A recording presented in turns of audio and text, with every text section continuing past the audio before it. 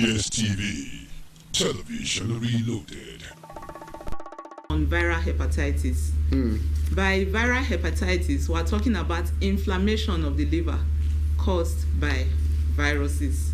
And this year's theme for World Hepatitis Day is Hepatitis Can't Wait. And you would like to know why it's coined that way. Hepatitis can't wait in the face of the current COVID-19 crisis, because hepatitis is causing a lot of havoc in the lives of men. It might interest you to know that one person dies from hepatitis every 30 seconds. So that's quite huge. That's huge. The viruses of interest here now there are many, but we're mainly interested in 5 of them: A, B, C, D, and E. Why A and E cause acute hepatitis? By that I mean it's self-limiting. It doesn't last for more than 6 months. B and C, they cause chronic hepatitis. They last for more than 6 months, and over time they tend to progress to liver cirrhosis. They tend to progress to liver failure and the feared liver cancer. All these come from viral hepatitis, and of course we know that death also is a complication of this disease. So how does it occur? Where do people get this hepatitis? Thank you so much. Yes. A very pertinent question. For A and E, the transmission is by drinking contaminated water or taking contaminated food. Wow. That's for A and E. But for B and C, the transmission routes are different. We use 2 broad classes. We say it's vertical, that's from mother to child, or horizontal, from one person to another. I would like to talk a bit on that vertical transmission, mother to child. We say hepatitis can't wait. We know everybody is talking now about COVID-19, but pregnant women, they should do their test to know their status for hepatitis, because there's something that can be done for them. They can be treated in their 3rd trimester. Their babies can be vaccinated. In addition to that vaccination, they can be given another injection, what we call immunoglobulin, that can prevent this transmission from the mother to the baby. So in addition to vertical transmission, mother to child, there's horizontal, sexual, unprotected sexual intercourse. This can help or facilitate the transmission of hepatitis from one person to another. Sharing of sharps and personal items like hair clippers for men, razor blades, even injection news.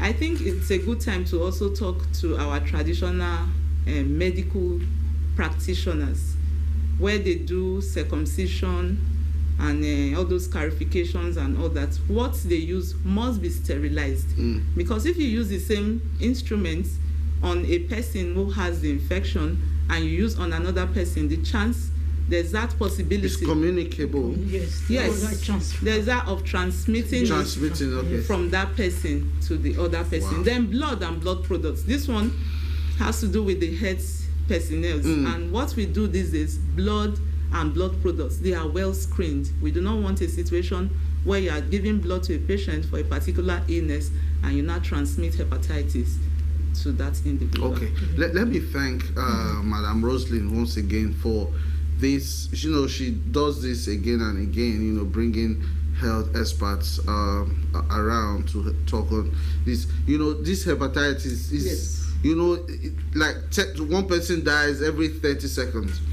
It's as serious as very serious. You said it's a virus, Doc. It is a virus. It's a virus. It's worse than HIV. It is. It is. People don't know so much about it. That's why I decided. I said no. And it's as common as drinking contaminated water. It's so common. Yes. And it's there, but people doesn't take note of it at all. Hepatitis B and C. It's a very serious issue. It's worse than HIV. Okay. It leads to AIDS. Can I come in, please? The symptoms. Yes. Please, may I come in? Okay. When I said that you could get hepatitis from contaminated water and food, I was talking about A and E. Okay. Please, for emphasis, B and C, you do not. That's not the route of transmission is mainly sexual, unprotected sexual intercourse, use of injection, contaminated syringes, and then of course blood and blood products. That's contaminated for blood. and For B and C. B Okay. and C. And in World Hepatitis A, our emphasis is on B and C. And I did explain that the reason is because of the complications that can arise from B and C. And one of them is cancer, liver cancer, liver failure, liver cirrhosis. I'm sure you've heard of all that. So you were asking the symptoms. Yes. Another thing about hepatitis, these ones we call chronic, B and C, is that we say they are asymptomatic in medicine. What that means is that the person has it and he doesn't know. At that earlier stage. Yes, you can't tell. It's later that it begins to show. So that early stage, the only way to know is to do the test.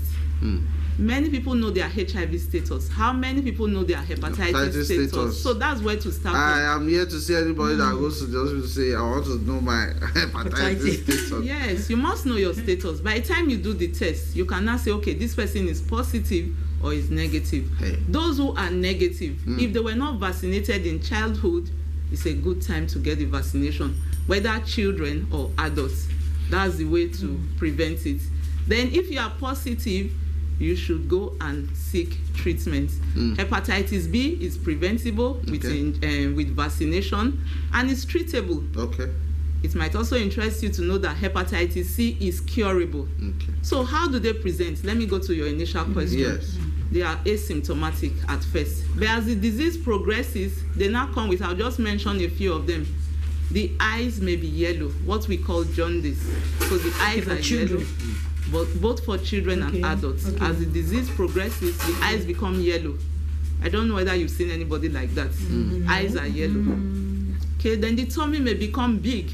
We call it abdominal distension. The tummy becomes swollen. Then weight loss.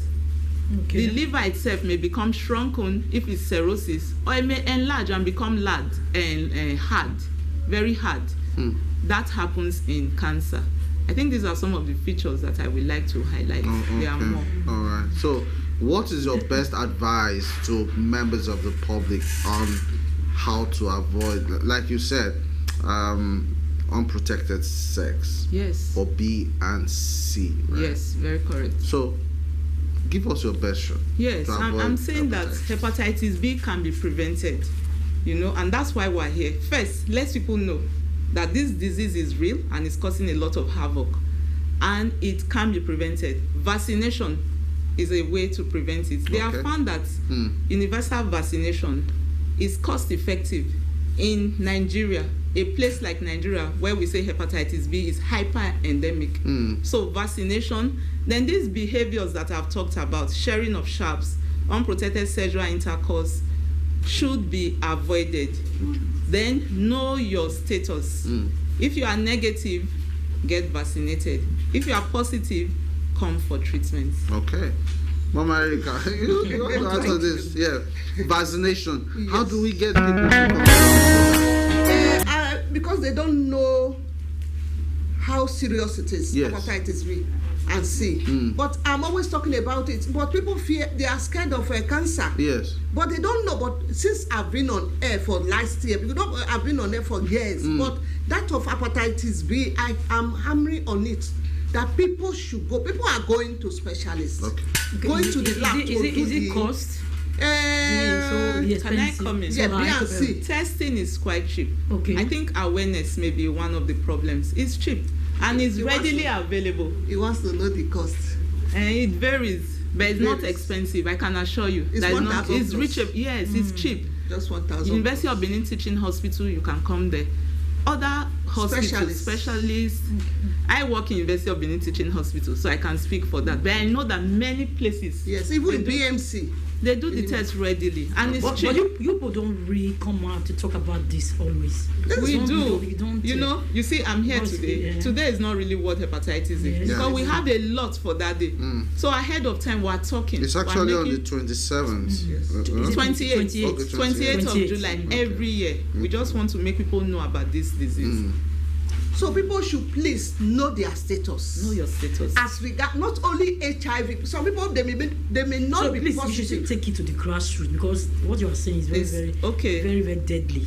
It's very deadly. So please, you should take it the grassroots, Okay, no by problem visiting the at all. market Yes. places. Are there also- vaccination for children too? Yes, that's what we've been saying. Thank you, sir, for raising that question. We know that here we have national program on immunization. Okay. Some people don't have their children in public hospitals. In Yeah. public hospitals, you must come back. They try to ensure that one is not a problem because they've told you this is the schedule, you come back. But those who don't have their children there, they may not even know. Yeah. Some may know, they are not keen. And we've discovered that the predominant route of transmission of hepatitis in Nigeria and other endemic areas is mother to child. Right. Okay. So this vaccination is important. Please, viewers, if you can hear me, when you have your children, please let them take this vaccination. It can prevent this very deadly disease. Okay. Then pregnant women, do your hepatitis B test in pregnancy. If you are positive, in addition to the vaccine, we have an injection that we'll give to that baby so that the child does not come down with it. Maybe I should just mention that 90% of children who get this infection from their mothers, they progress to chronic. You see how bad it is? Very bad. So for every 10 people, 10 women who have this infection and they give to their children, 9 of them will come down with the disease. Wow. So we want to prevent it. All right, and with the state of our health care, I always advocate that it is better not to get to that stage that it gets chronic. Yes. All right, Take it care is of your always better. So do what the doctor has said. Get vaccinated today. Do checkup, and just sometime go to a health facility and do some, Check-up. thorough checkup. Check-up. It may not cost you as much as when you are down. Then you can't work, you can't do anything. You are not helpless, and you need the help of others. Yeah. Madam Rosalie, can we thank you enough? Yes. But we need to, like my colleague said, we need to Go really to the grassroots. find a way to Yes, go to the get market. this information out. This is what I always do. Yes. Always.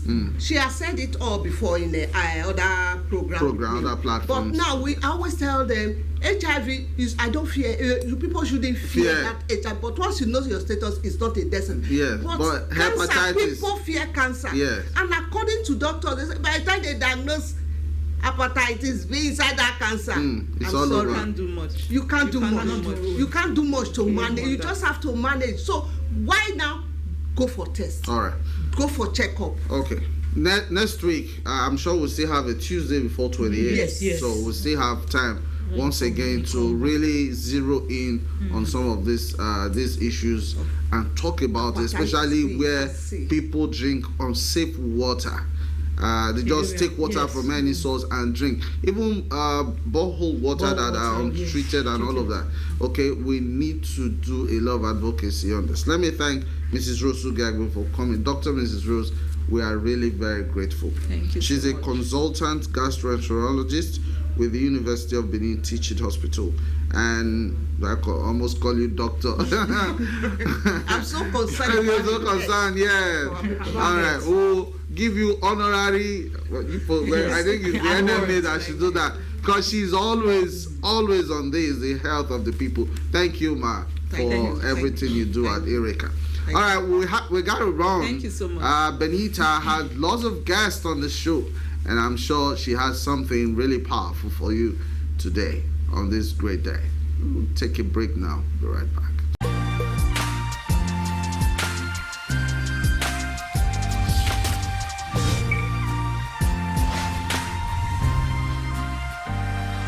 EBS TV, television reloaded.